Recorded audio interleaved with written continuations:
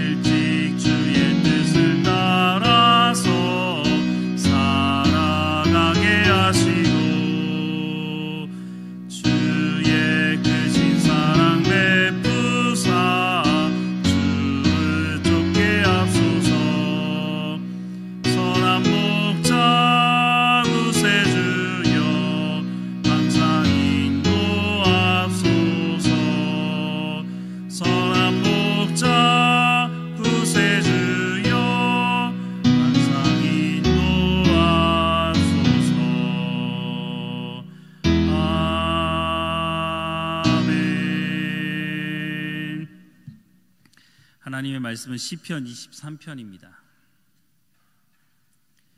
시편 23편 우리 함께 읽도록 하겠습니다. 여호와는 나의 목자시니 내가 부족함이 없으리로다.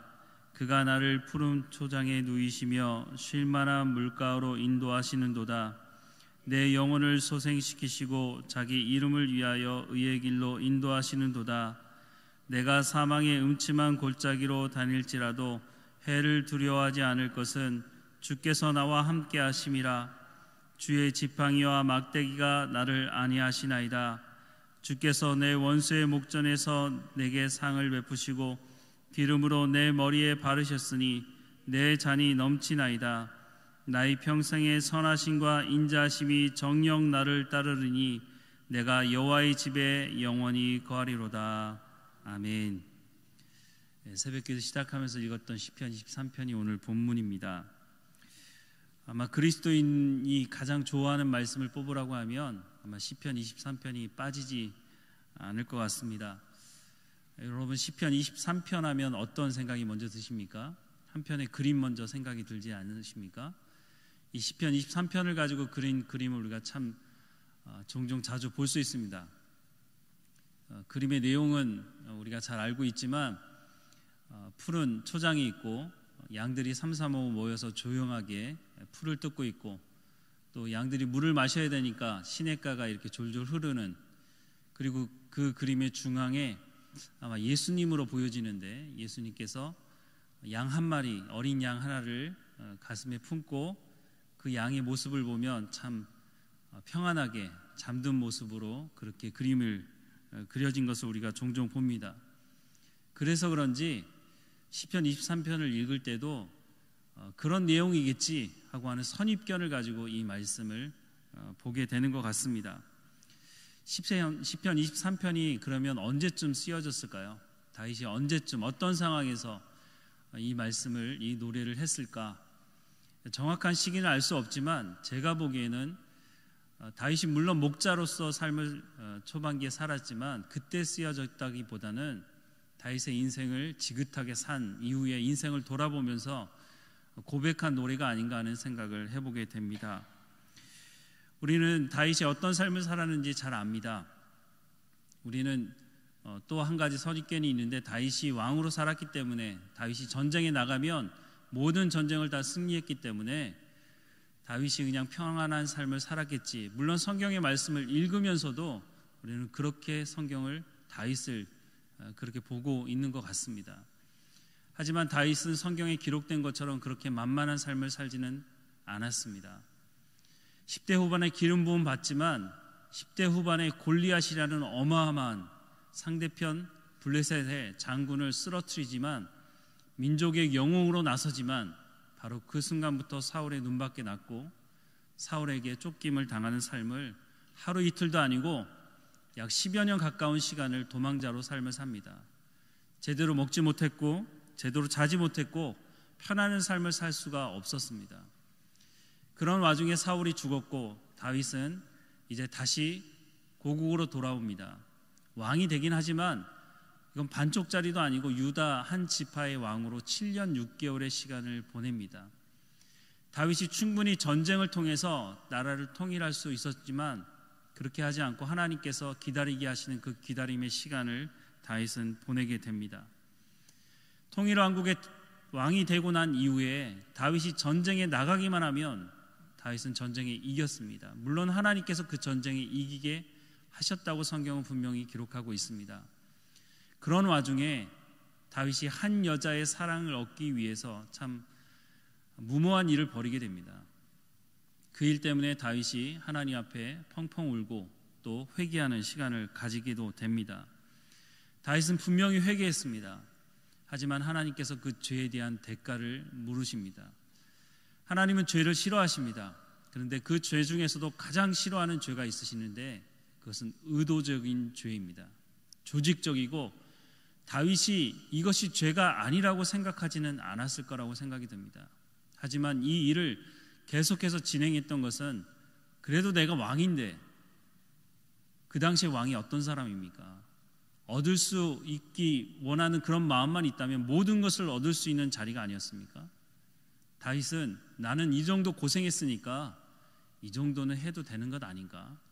내가 얻고 싶은 것을 위해서 하나님께서 이런 부분은 눈 감아 주지 않을까? 그래서 사람도 죽였고 그 죽인 사람의 아내를 빼앗습니다. 조금 전에도 말씀드렸지만 다윗은 분명히 하나님 앞에 회개했고 하나님은 그 회개를 받아들였지만 하나님은 그 대가 지불을 하게 하십니다. 그 집안에 어마어마한 일들이 일어납니다. 큰아들 암논이 이복 동생을 강간하는 사건이 벌어지고 그 이복 동생 다말의 친오빠였던 압살롬은 2년이 지나고 난 다음에 압살롬을 불러다가 죽여버립니다.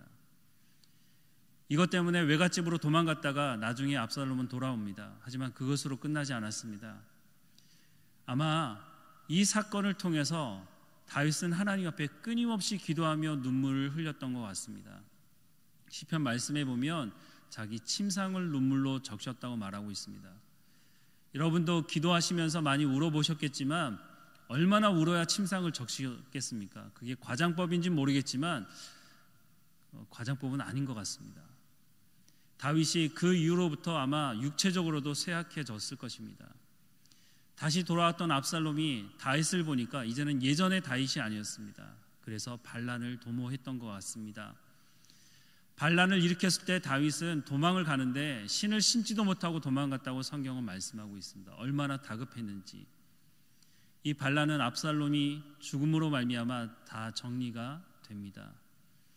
이런 다윗이 인생을 돌아보면서 이 다윗이 썼던 23편, 시편 23편을 썼다고 우리가 본다면 이 시편 23편은 처음에 말씀드렸던 그림과 같은 사실 그런 내용은 아닐 것입니다. 그 그림 안에 숨어있는 다윗의 인생의 철학과 가치관과 세계관이 모두 담겨져 있는 시편이라고 할 수 있을 것입니다.